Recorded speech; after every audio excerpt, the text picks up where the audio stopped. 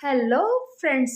Viral hit के पिछले chapter में हमने देखा था कि होबिन एंड मुनसियोंग की फाइट हो रही थी, जहां पर होबिन बुरी तरह से पिट जाता है, ताइहुन सियोंग बीच में आ जाता है।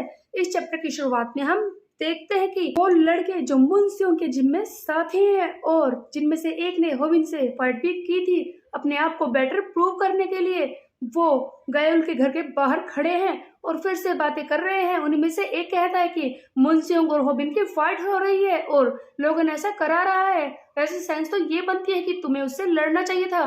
तभी हम देखते हैं कि वो लड़का कहता है जो पहले होबिन से लड़ा था, तुम लोग मेरा दिमाग खराब करना बंद करो, मुझे ये बात पता नहीं थी। और तब दूसरा लड़का इसका मजाक उड़ाता है और कहता है कि वैसे भी तुम तो हार ही जाते।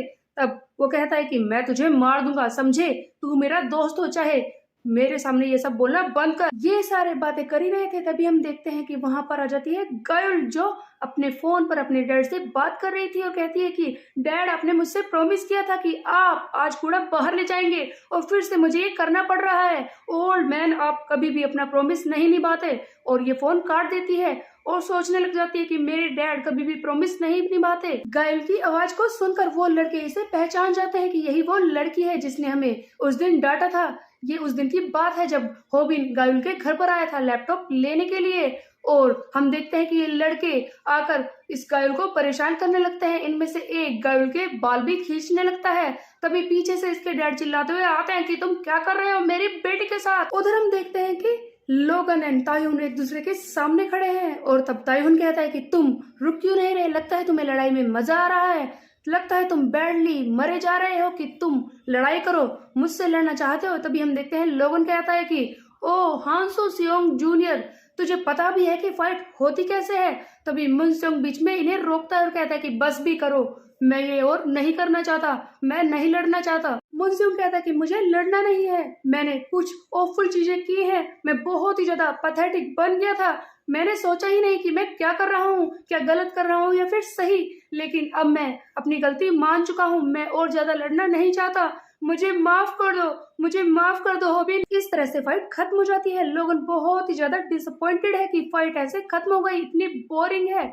और उसके बाद हम देखते हैं नेक्स्ट सीन में होबिन जो बेहोश था उसे अचानक से होश आता है और वो कहता है कि ओ तुम मेरे साथ क्या कर रहे हो, मैं यहाँ पर क्या कर रहा हूँ। लोगन ग्रेसी उसके सामने खड़ा होता है जो कहता है कि ओ बॉय, तुम तो बिल्कुल ठीक हो। आगे लोगन ग्रेसी कहता है कि मुनसियोंग ने तुम्हें नॉकआउट कर दिया था, इसीलिए मैं तुम्हें यहाँ पर उठाकर ले आया, वैसे तुम काफी टफ हो, वरना अगर तुम्हारी जगह कोई और लड़का होता तो हो सकता है कि वो हॉस्पिटलाइज हो जाता, तुम्हें देखकर ऐसा लगता तो नहीं। तभी हम देखते हैं कि आगे होबिन पूछता है इसका मतलब मैं हार गया।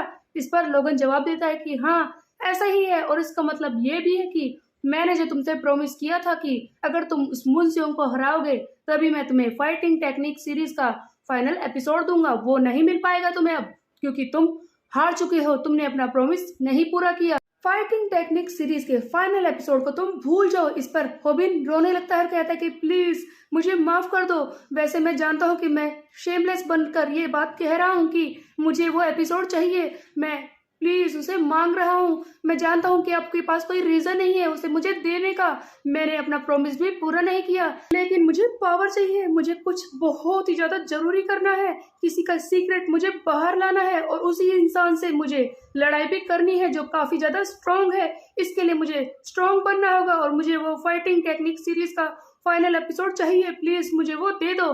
तब लोगन कहता है ओह ऐसी बात है वो है तो मुझे मजाक करना बंद कर देना चाहिए वैसे मैं ऐसा कुछ भी नहीं करने वाला था, चलो अगर तुम जानना ही चाहते हो तो मैं पहले तुम्हें अपनी स्टोरी सुनाता हूँ। हम देखते हैं लोगन अपनी बैक स्टोरी से बताने लगता है और कहता है कि ये उन दिनों की बात है जब मैं बहुत ही ज्यादा यंग हुआ करता था और अपने आप को सबसे ऊपर समझता था, ऐसा लगता था कि मेरे आगे कोई भी नहीं है, मैं उन इंसानों में से था जो जानबूझकर खुद को मुसीबत में डालते रहते हैं। हम देखते हैं लोगन ग्रेसी की बैक स्टोरी में जहां पर वो इतना ज्यादा पावरफुल था, किसी से भी डरता नहीं था और किसी के भी सामने खड़ा हो जाता था लड़ने के लिए। इसे लोग रैबिट डॉग कहते थे, ग्रेसी फैमिली का, जो किसी से भी डरता नहीं था।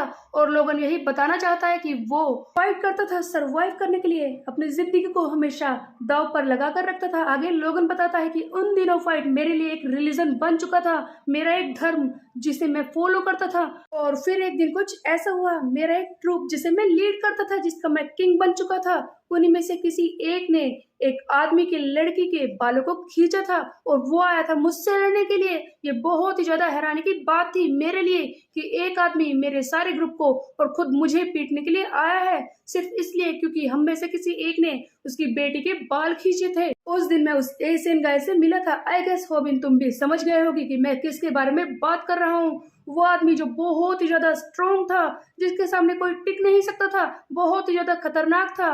विश्वास भी नहीं होता कि ऐसा आदमी इस दुनिया में एग्जिस्ट भी करता है, जिसके मूव्स इतने ज्यादा स्ट्रॉन्ग थे जिनके सामने कोई टिक नहीं सकता था। और उस दिन मुझे उसने बुरी तरह से पीटा और मुझे एक बात रियलाइज करवाई कि मुझसे भी ज्यादा स्ट्रॉन्ग इस दुनिया में कोई है जिसके सामने कोई टिक नहीं सकता। वही इंसान तो है जिसने मुझ जैसे स्ट्रीट फाइटर को रेकमेंड किया था कि मैं एमएमए सीखूं, अपनी लाइफ को बदल दूं।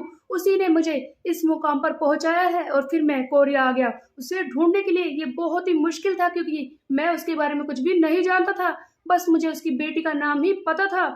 और उसके अलावा ये भी मैंने सुना था कि वो एक स्पेशल फोर्स यूनिट का एक मेंबर था आर्मी में, जिसके बारे में किसी को भी नहीं पता था कि इस तरह की कोई स्पेशल यूनिट एग्जिस्ट भी करती है। इसलिए उसे ढूंढना बहुत ही ज्यादा मुश्किल हो रहा था मेरे लिए, लेकिन इन द एंड मैंने उसे ढूंढ ही लिया और मैं उससे मिलने भी गया था। और जब मैंने उसे दोबारा ढूंढा, मैं भी उसे देखकर एकदम शॉक में रह गया था। वो बिल्कुल भी पहचाना नहीं जा रहा था, लेकिन मेरे लिए मुश्किल नहीं था। मैं एक ही ग्लैंस में उसे पहचान गया था। मैं समझ गया था कि ये वही इंसान है, क्योंकि जो चीज हमें ग्रेट बनाती है वो हम कभी भी नहीं भूलते।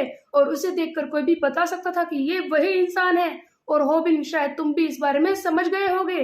और होबिन भागकर वहां से आ जाता है क्योंकि उसे पता चल गया है कि वो इंसान कोई और नहीं, सैमडेक कोई और नहीं, उस गाइल के डैडी हैं, जो अब बहुत ही ज्यादा कमजोर हो चुके हैं, इसलिए वो पहचान में नहीं आते। लेकिन इसका मतलब ये नहीं है कि वो फाइट करना नहीं भूले। हम देखते हैं कि यहाँ पर गाइल के डैड उन लड़कों को बुरी तरह से पीट देते हैं जिन्हें हमने शुरुआत में देखा था, जो गाइल के बाल खींच रहे थे, और कहते हैं कि तुम्हारी इतनी हिम्मत मेरी बेटी के बाल पकड़ने की। तब गाइल कहती है कि डैड, आपने इन सबको पीट दिया। देखते हैं आगे। सैमडेक कहता है कि तुम लोगों ने क्या सोचा था कि मैं कुछ भी नहीं करूंगा। मैंने बर्दाश्त कर लिया जब तुम मेरी बेटी को हैरेस कर रहे थे, लेकिन फिर भी मैं तुम लोगों को नहीं छोड़ूंगा, तुम में से किसी को भी नहीं छोड़ूंगा। जब तुम लोग मुझे हैरेस करोगे, मुझे दुख पहुंचाओगे, मेरी बेटी को परेशान करोगे, और इसीलिए मैं तुम सबको झुका कर ही रहूंगा। तो बेसिकली देखा जाए तो ऐसा लगता है कि सैमडेक ने किसी रीजन से फाइट करना तो बंद कर दिया है, लेकिन जब भी उसकी बेटी पर मुसीबत आती है वो लड़ने को फिर से तैयार हो जाता है। इसी बीच में हम देखते हैं यहाँ पर आ जाता है होबिन, जिसे देखकर सैमडेक कहता है कि तू यहाँ पर क्या कर रहा है, क्या तेरा घर जाने का कोई और रास्ता नहीं है? हाँ, तभी हम देखते हैं कि होबिन सोच में पड़ जाता है। वो कहता है कि वो बात ये है कि होबिन सारी बातें याद करता है कि किस तरह से उसने फाइटिंग टेक्निक सीरीज देखी थी और किस तरह से उसने अपने ओपोनेंट्स को हराया है।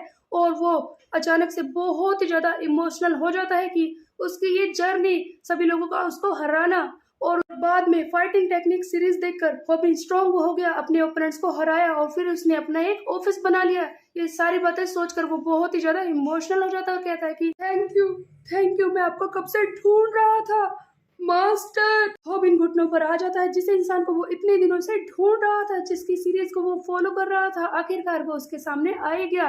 अब आगे क्या होगा, let's find out in next chapter. तब तक के लिए मेरे चैनल को सब्सक्राइब कर ले, बेल के आइकन को कर दे प्रेस। तो मिलता है, बाय बाय।